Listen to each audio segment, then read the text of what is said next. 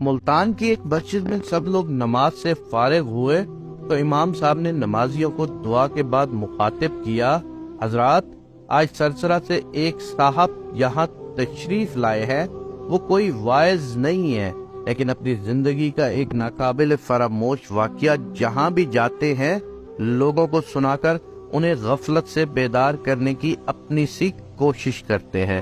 میں آپ سے گزارش کروں گا کہ تھوڑا سا وقت نکال کر ان کی بات سن لیجئے۔ امام صاحب کے لہجے میں کچھ ایسا اثر تھا کہ کوئی بھی اپنی جگہ سے ٹس سے مس نہ ہوا، اور سب لوگ ان صاحب کی طرف متوجہ ہو گئے جو امام صاحب کی جگہ ممبر پر آ کھڑے ہوئے تھے۔ بظاہر اس شخص میں کوئی ایسی غیر معمولی بات نہ تھی، دیہاتی لباس میں ملبوس وہ ایک عام سا انسان تھا۔ اس کا عام سا حلیہ دیکھ کر چند اصحاب چہم گوئیاں کرنے لگے، لیکن جب اس نے بات شروع کی تو مجمع پر سکوت طاری ہو گیا۔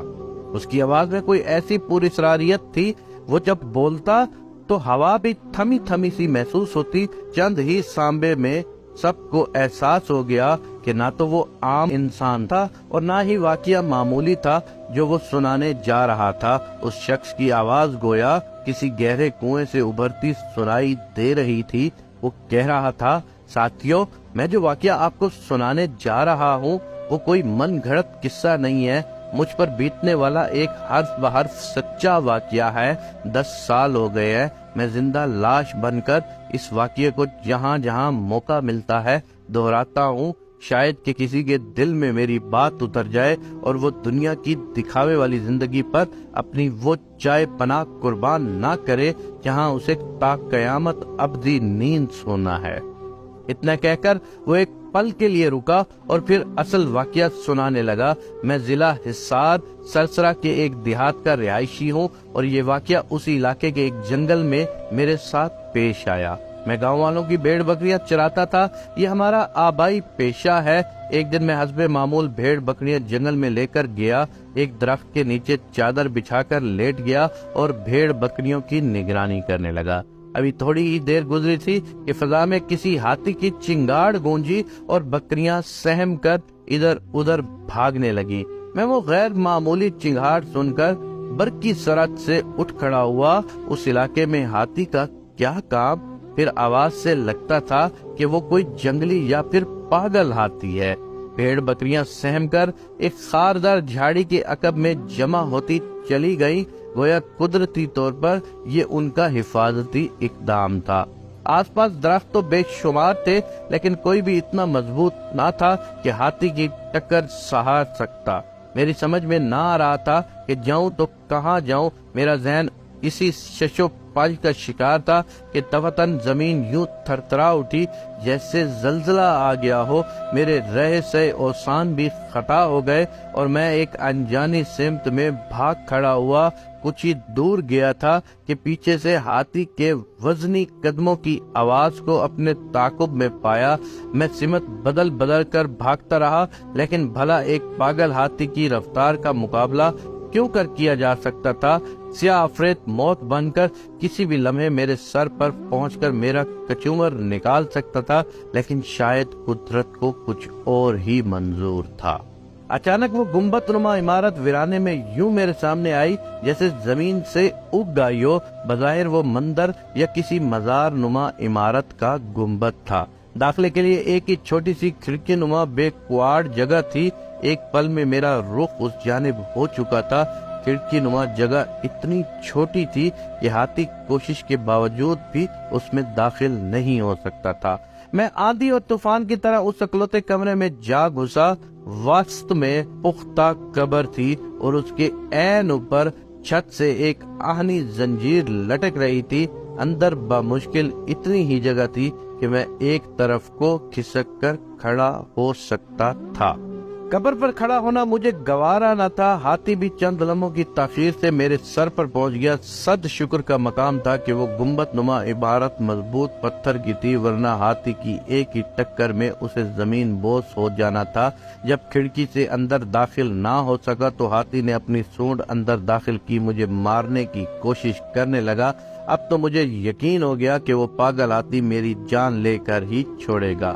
ایک آدھ بار سونڈ کسی ظالم چابک کی طرح میرے وجود سے ٹکرائی اور میں اندر تک ہل کر رہ گیا۔ اگر ایک بار مزید وہ اسی طرح مجھے لگتی تو قریب تھا کہ میں غش کھا کر گر پڑتا۔ اگلے ہی لمحے ایک عجیب بات مجھ پر ہوئی اور مجھے اپنی موت کا یقین ہو گیا۔ قبر کے اندر سے ایسی آواز آئی جیسے کوئی تکلیف سے گلا پھاڑ کر چیخ رہا ہو۔ میں نے عذاب قبر کے کئی واقعات سن رکھے تھے، لیکن اپنے کانوں سے ایسی چیخیں پہلی بار سن رہا تھا۔ اس سے پہلے کہ میرے اوسان جواب دے جاتے، قبر کے سرہانے ایک شگاف نما مقام سے ایک غیر معمولی جسامت کا سیاہ بچھو نکلا اور دیوار پر سے ہو کر میری جانب رینگنے لگا۔ جو ہی بچھو قبر سے نکلا، چیخوں کا سلسلہ بھی موقوف ہو گیا۔ کوئی دوسرا انسان میری اس وقت کی کیفیت کا اندازہ تک نہیں لگا سکتا۔ ایک طرف پاگل ہاتھی، دوسری طرف قبر کا بچھو اور نیچے عذاب قبر سے تڑپتا نامعلوم وجود۔ خدا جانے میرے قدموں تلے کیا معاملہ چل رہا تھا۔ میری آنکھوں کے سامنے اندھیرا چھا گیا تھا۔ جب کچھ نہ سوجا تو چھت سے لٹکتی زنجیر کو تھام کر فضا میں جھول گیا اور اپنا وجود اس حد تک سمیٹ لیا کہ سونڈ اور بچھو دونوں کی زد سے دور ہو جاؤں۔ اب میں قبر کے عین اوپر فضا میں معلق تھا۔ جیسے ہاتھی کی سونڈ چکر کاٹ کر دیوار سے ٹکرائی، سیاہ بچھو اس کی زد میں آ گیا۔ معلوم نہیں بچھو کا کیا بنا، لیکن اگلے ہی لمحے ہاتھی بے دم ہو کر زمین پر آ گرا۔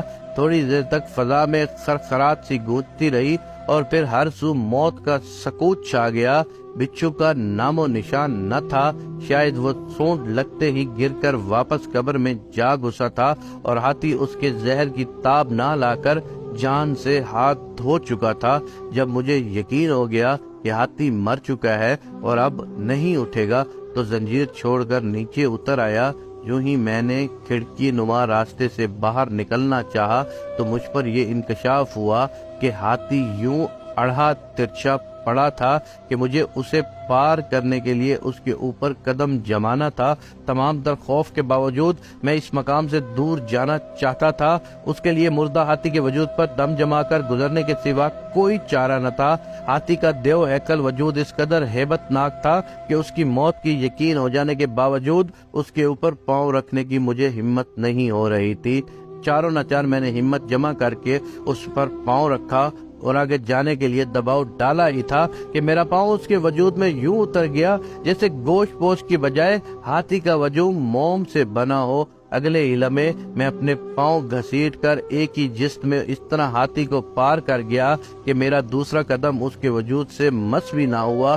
لیکن اس ایک لمحے میں مجھ پر جو قیامت بیتی وہ قیامت تک کے لیے مجھے نمونہ عبرت بنا گئی۔ میں آج بھی اپنی ٹانگ پر نظر ڈالتا ہوں تو وہ سارا منظر میری آنکھوں کے سامنے یوں تازہ ہو جاتا ہے جیسے کل ہی کی بات ہو۔ اتنا کہہ کر اس نے اپنی دائیں ٹانگ سے دھوتی کا پلو اوپر کو سرکایا اور دیکھنے والوں نے بے اختیار اپنی آنکھیں بند کر لی۔ گھٹنے سے ٹخنے تک گوشت کا نام و نشان تک نہ تھا۔ سیاہی مائل ہڈی کے نام پر اس کی بوسیدہ ٹانگ سب کے سامنے تھی۔ پاؤں کا باقی حصہ شاید جوتے نے ڈھانپ رکھا تھا۔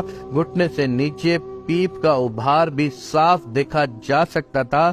قبر کے اس بچھو میں اتنا سریع الاثر زہر تھا کہ ہاتھی کو اسے چھو جانا ہی نہ صرف ہاتھی کا وجود پانی پانی کر گیا بلکہ اس چرواہے کی ٹانگ کو بھی دوسروں کے لیے درس عبرت بنا گیا۔ خدا جانے صاحب قبر کو قیامت تک ابھی کتنا عذاب جھیلنا تھا۔ یا اللہ ہم سب کو دنیا قبر حشر کے ہر عذاب سے اپنی پناہ عطا فرما، آسانی عافیت کے ساتھ، آمین یا رب العالمین۔